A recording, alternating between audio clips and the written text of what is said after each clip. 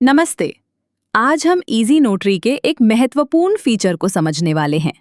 एक public user के तौर पर, यदि आप किसी नोटरी पब्लिक के साथ आधिकारिक रूप से जुड़ना चाहते हैं, तो ये सफर आपके लिए ही है। सबसे पहले अपने डैशबोर्ड के साइड बार में दिए गए एसोसिएट विकल्प पर क्लिक करें। ऐसा करते ही आपके सामने एसोसिएट नोटरी रिक्वेस्ट का मुख्य पेज खुल जाएगा। यहाँ आपको आपका एसोसिएट टाइप का चयन करना है। यहाँ दिए गए ड्रॉप डाउन मेनू पर क्लिक करें। यहाँ आपको कई विकल्प मिलेंगे, जैसे advocate notary, notary assistant, notary clerk, notary trainee, oath commissioner आदि में से आपको कोई एक विकल्प का चुनाव करना है। उदाहरण के लिए, यदि आप एक एडवोकेट नोटरी के रूप में जुड़ रहे हैं, तो ड्रॉप डाउन से एडवोकेट नोटरी का चयन करें। याद रखें, एसोसिएट टाइप के चयन पर एसोसिएट नोटरी रिक्वेस्ट फॉर्म में बदलाव होंगे, इसलिए सटीक एसोसिएट टाइप का चुनाव करें और आगे का फॉर्म भरें। जैसे ही आप एसोसिएट टाइप चुन लेते हैं, फॉर्म का अगला हिस्सा आपके सामने आ जाता है। यहाँ आपको अपनी बुनियादी जानकारियां भरनी हैं।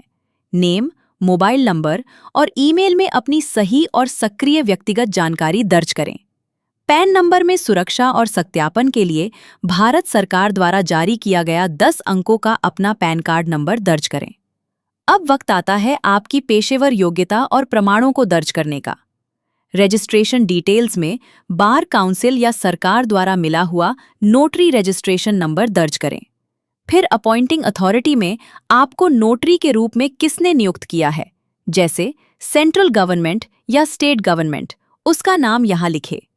वैलिडिटी डेट में आपका नोटरी का लाइसेंस या सर्टिफिकेट किस तारीख तक वैलिड है, वो तारीख यहाँ कैलेंडर से चुनें। जुरिस्डिक्शन में आप किस कानूनी क्षेत्र, शहर या जिले की सीमा के अंदर नोटरी करने के लिए अधिकृत हैं, उस जगह का नाम यहाँ लिखें। ऑथराइजेशन डिटेल्स में जिस अधिकारी या मुख्य नोटरी द्वारा यह अनुमति दी जा रही है, उनका विवरण ऑथराइज्ड बाय नोटरी में दर्ज करें और ऑथराइजेशन रेफरेंस नंबर में आधिकारिक पत्र या लेटर हेड पर दिया गया रेफरेंस नंबर यहाँ दर्ज करें। इस फॉर्म का अंतिम और सबसे महत्वपूर्ण चरण है आपके कानूनी दस्तावेजों को डिजिटल रूप से अपलोड करना। अपलोड बार काउंसिल आईडी में अपनी बार काउंसिल आईडी की स्पष्ट फाइल यहाँ अपलोड करें। अपलोड ऑथराइजेशन लेटर में आपको मिला हुआ आधिकारिक ऑथराइजेशन लेटर यहाँ अपलोड करें। सभी दस्तावेजों और विवरणों की एक बार अंतिम जांच कर लें। फिर नीचे दिए गए सबमिट बटन पर क्लिक करें। बस, आपका नोटरी एसोसिएट का अनुरोध अब सफलतापूर्वक दर्ज हो चुका है। जैसे ही आपका नोटरी एसोसिएट का अनुरोध स्वीकार हो जाता है, तब आप अपने डैशबोर्ड पर पहुंच जाते हैं। यहाँ नोटरी डैशबोर्ड में न्यू डॉक्यूमेंट बटन के ठीक नीचे आपको new document as associate button मिलता है। इस बटन का उपयोग करके आप सीधे अपने अधिकृत नोटरी पब्लिक के एसोसिएट के रूप में नए डॉक्यूमेंट बनाने और सबमिट करने की प्रक्रिया शुरू कर सकते हैं। अब नीचे स्क्रॉल करें और as an associate document section पर नजर डालें। यहाँ आप अपने सभी एसोसिएट डॉक्यूमेंट्स को देख और मैनेज कर सकते हैं। जैसे ही आप अपने डैशबोर्ड में ऊपर दिए गए new document as associate button पर क्लिक करते हैं, आपके सामने एक नया न्यू नोटराइजेशन रिक्वेस्ट का पेज खुल जाता है। यहाँ आप एक एसोसिएट के रूप में किसी भी डॉक्यूमेंट की प्रक्रिया को शुरू कर सकते हैं। सबसे पहले आता है डॉक्यूमेंट अपलोड सेक्शन। यहाँ आपको 2 विकल्प मिलते हैं। पहला है प्राइमरी डॉक्यूमेंट। यहाँ अपना वो मुख्य डॉक्यूमेंट अपलोड करें जिसे नोटराइज किया जाना है। ध्यान दें कि इसे अपलोड करना अनिवार्य है। दूसरा है रेफरेंस डॉक्यूमेंट्स। इस सेक्शन में आप कोई भी सहायक डॉक्यूमेंट्स, जैसे कि आपका आईडी प्रूफ या अन्य संबंधित कागजात अपलोड कर सकते हैं। फिर आपको डॉक्यूमेंट की कानूनी टाइप को सिलेक्ट करना होता है। पहले डॉक्यूमेंट टाइप में डॉक्यूमेंट का मुख्य प्रकार चुनें। फिर डॉक्यूमेंट सब टाइप में डॉक्यूमेंट टाइप का सटीक सब टाइप का सिलेक्शन करें, ताकि सिस्टम उसे सही तरीके से वर्गीकृत कर सके। फिर आपको पार्टीज इन्वॉल्व सेक्शन में ऐड पार्टी बटन पर क्लिक कर डॉक्यूमेंट की प्रक्रिया में जुड़ने वाले पार्टीज को ऐड करना है। फिर आपको सर्च बार में इजी नोटरी के साथ रजिस्टर्ड पार्टी का आधार नंबर, मोबाइल नंबर या रजिस्टर्ड ईमेल आईडी में से कोई एक दर्ज करें। फिर सर्च बटन पर क्लिक करें। फिर उस पार्टी की जानकारी आपको दिखाई देगी। नीचे आपको ऐड एज विटनेस का बटन भी दिखेगा, जिसकी मदद से आप किसी पार्टी को विटनेस के रूप में ऐड कर सकते हैं। फिर आपको सेंड कोड बटन पर क्लिक कर उस पार्टी का OTP के जरिए ई-सिग्नेचर वेरिफिकेशन करना होगा। फिर अप्रूव बटन पर क्लिक करें। फिर आपको उस पार्टी का फोटो खींचना है। फिर वेरीफाई हो जाने के बाद अप्रूव बटन पर क्लिक करें। इस तरह सभी पार्टीज को ऐड करें जिसकी आवश्यकता है। फिर प्रोसीड टू नोटराइज बटन पर क्लिक करें। फिर आपके सामने नोटरी प्रोफेशनल को सिलेक्ट करने के लिए एक पेज खुलेगा। आपको यहां से संबंधित नोटरी प्रोफेशनल का चयन करना है।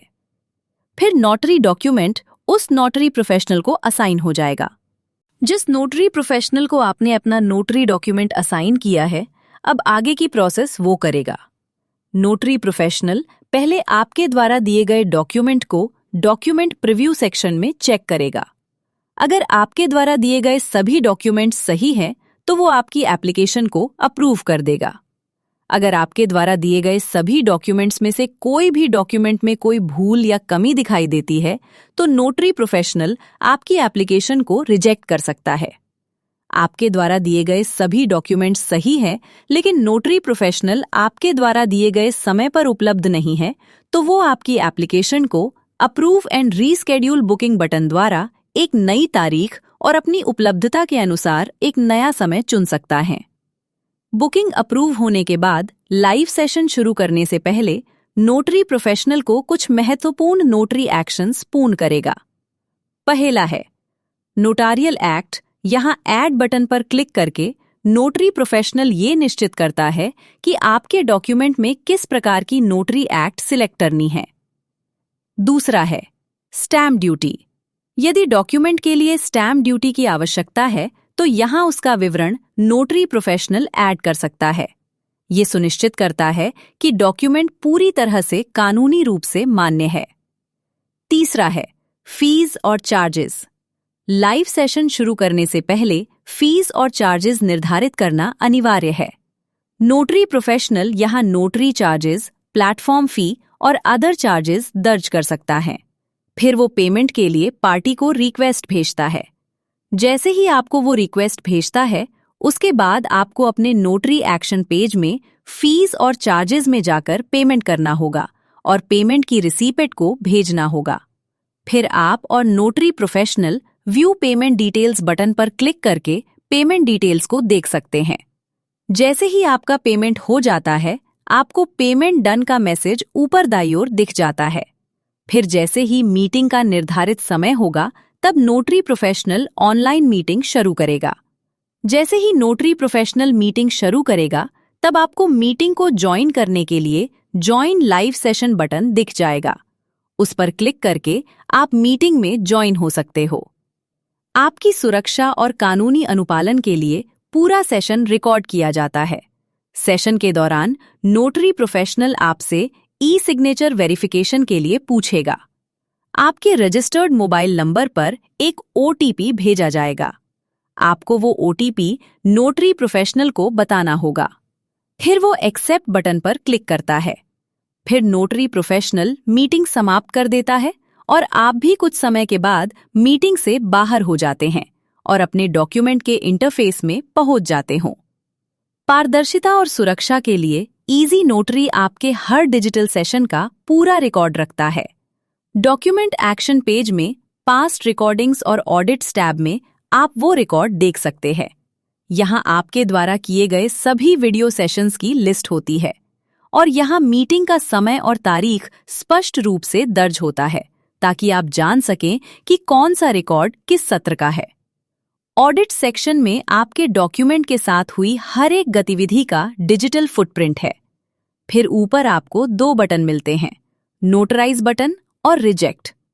यदि किसी भी स्तर पर कोई भूल पाई जाती है, तो नोटरी प्रोफेशनल नोटरी को रिजेक्ट कर सकता है। अगर सब कुछ ठीक है, तो फिर नोटरी प्रोफेशनल नोटराइज बटन पर क्लिक करके आपकी नोटरी की प्रक्रिया को पूर्ण करता है। जैसे ही आपकी नोटराइजेशन प्रक्रिया सफलतापूर्वक पूरी हो जाती है, तब यहाँ आप नोटराइज्ड डॉक्यूमेंट का सर्टिफिकेट पेज देख सकते हो। अपने अंतिम डिजिटल रूप से प्रमाणित डॉक्यूमेंट को सुरक्षित पीडीएफ फॉर्मेट में डाउनलोड करने के लिए आप डाउनलोड पीडीएफ बटन पर क्लिक कर सकते हैं।